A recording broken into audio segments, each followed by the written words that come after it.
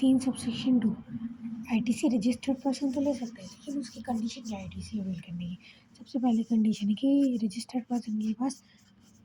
क्या होना चाहिए, उसके पास पोजीशन होना चाहिए टैक्स पेइंग डॉक्यूमेंट का। ठीक है, उसमें क्या क्या कवर होता है,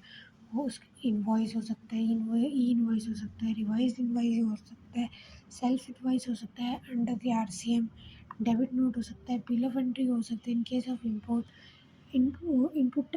सर्विस डिस्ट्रीब्यूटर की आईएसडी इनवॉइस हो सकता है, लेकिन नहीं होना चाहिए बिल ऑफ सप्लाई और डिलीवरी चालान, बिकॉज वो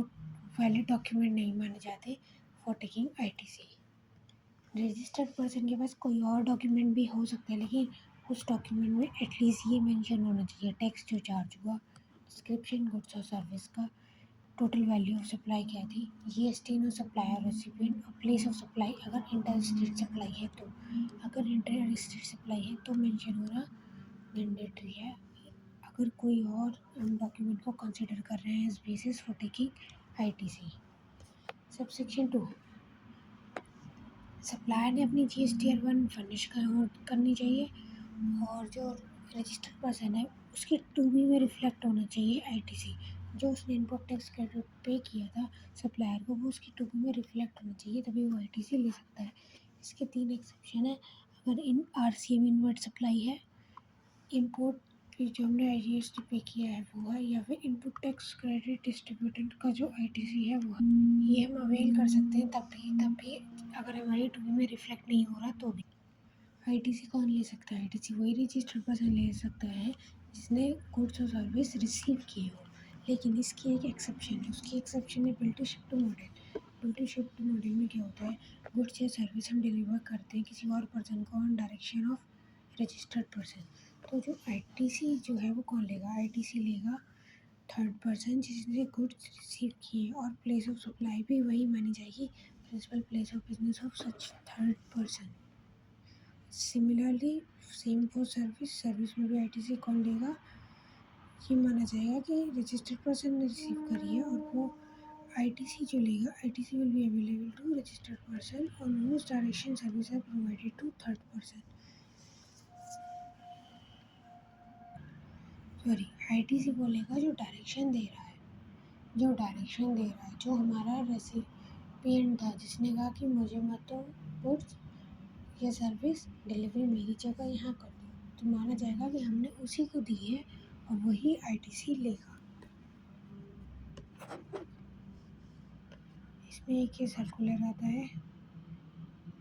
आईटीसी हम कब ले सकते हैं, जब हमने उसे रिसीव कर लिया है, उसकी एक्सेप्शन हो गई bill to ship to model.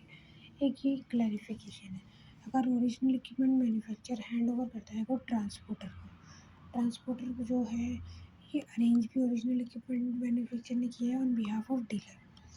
ठीक है, तो जो डीलर है वो आईटीसी कब ले सकता है, वो आईटीसी इस पॉइंट पे ले सकता है जब ओरिजिनल इक्विपमेंट मैन्युफैक्चर ने गुड्स को हैंड ओवर कर दिया ट्रांसपोर्टर को एट इज फैक्ट्री गेट, तो फिर ये माना जाएगा कि डीलर ने रिसीव कर लिया है गुड्स और वो यहाँ पर आईटीसी ले सकता है।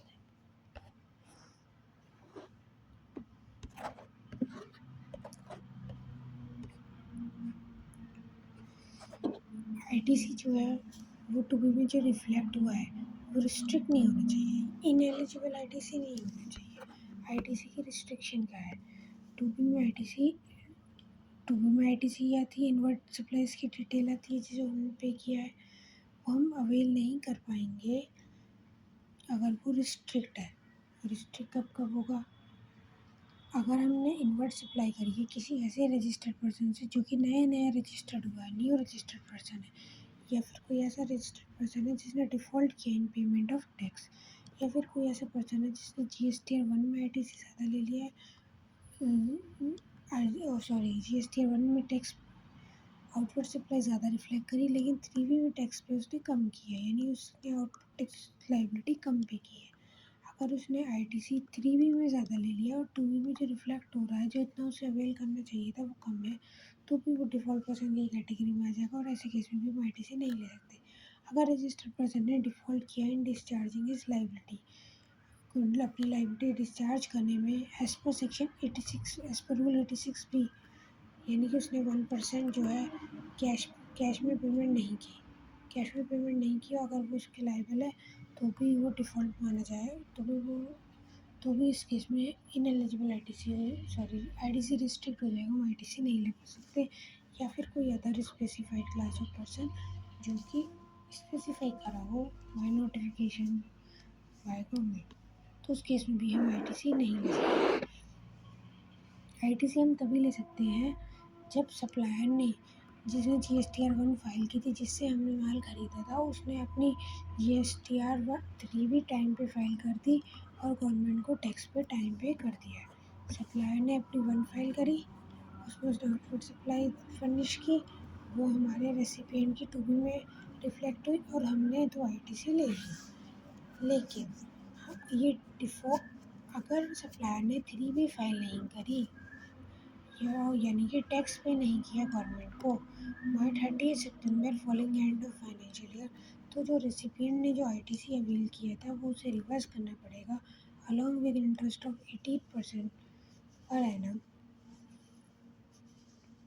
18% पर एनम से उसे आईटीसी रिवर्स करना पड़ेगा। ये जो आईटीसी उसने रिवर्स किया है वो रीअवेल कर सकता है। रीअवेलमेंट पे कोई टाइम लिमिट नहीं है। जब भी सप्लायर अपनी 3B फाइल कर दे, गवर्नमेंट को टैक्स पे कर दे, तो रेसिपिएंट जो उसने आईटीसी रिवर्स किया था वो रीअवेल कर सकता है।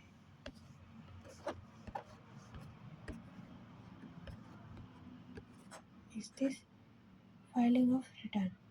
सेम वही पॉइंट कि सप्लायर ने अपनी 3B फाइल कर देनी चाहिए और